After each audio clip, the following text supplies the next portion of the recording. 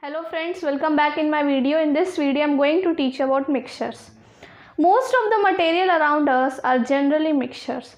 Now the question which arises in your mind is, what is mixture? So let us see what is mixture.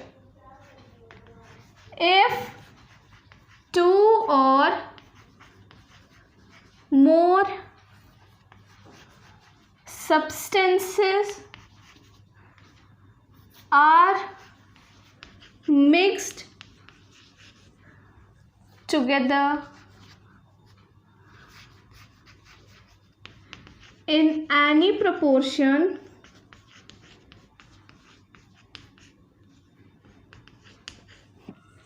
without undergoing any chemical change,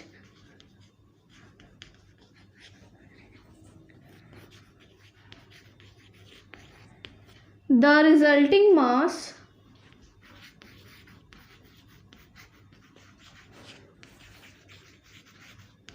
is mixture. Means when two or more substances will combine chemically without undergoing any chemical change, and we can mix those substances in any proportion. For example, if we make a syrup,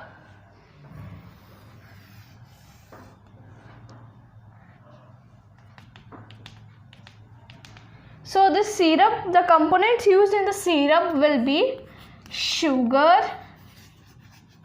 and water. So we can these are the constituents, means the components used in this mixture. So we can choose how much amount we want. For example, if you will like more sweet, you will add more sugar, and if you will like less sweet, you will add less sugar. This depends upon the person making the mixture. Getting a very confusion between compounds and mixture, but there is a big difference between compounds and mixture. For example, suppose it is a box, and inside the box oxygen atoms are present.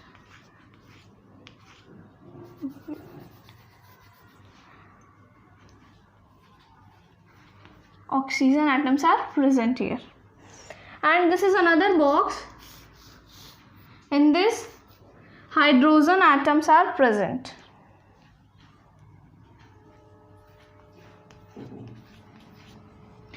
Now, as we have learned that to make a mixture, we can mix any two substances in any proportion. So let us mix them both in a big box.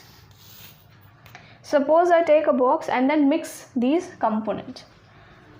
So the mixture which will form will be like this.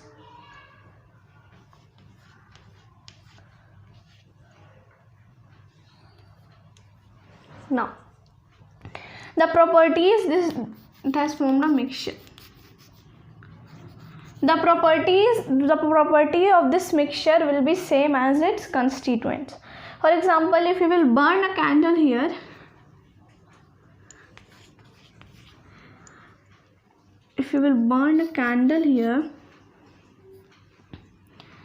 oxygen has some property that the candle will burn brightly in the presence of oxygen, and if you will burn the same candle here, hydrogen also has some property that the candle will burn up by producing a popping sound. And when you will bring the candle here, the candle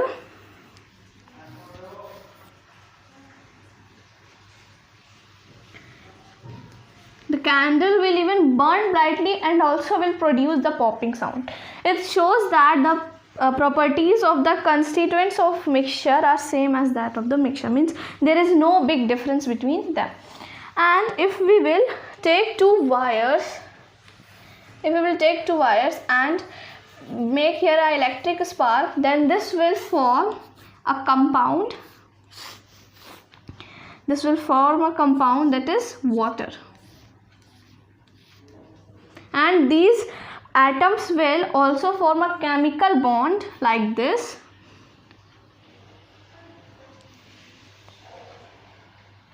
Atom will also form chemical bond by making this electric spark. Water will form here, that is H2, and these atoms will form chemical bond like this.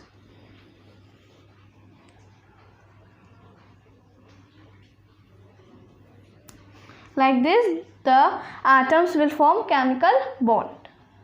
And if we will dip the same candle here, the candle will stop burning. This shows that the constituents of the properties of constituents of compound will be changed when they form compound. Mixtures are of two types, that is heterogeneous mixtures and homogeneous mixtures. Now let us see the difference between heterogeneous and homogeneous mixtures. Now let us see the difference between heterogeneous and homogeneous mixtures.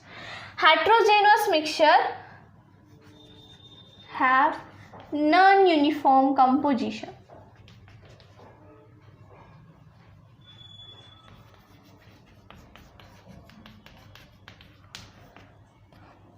Homogeneous mixture have uniform composition. Means the composition of homogeneous mixture is same throughout the mixture. For example, if we will mix some sand and water,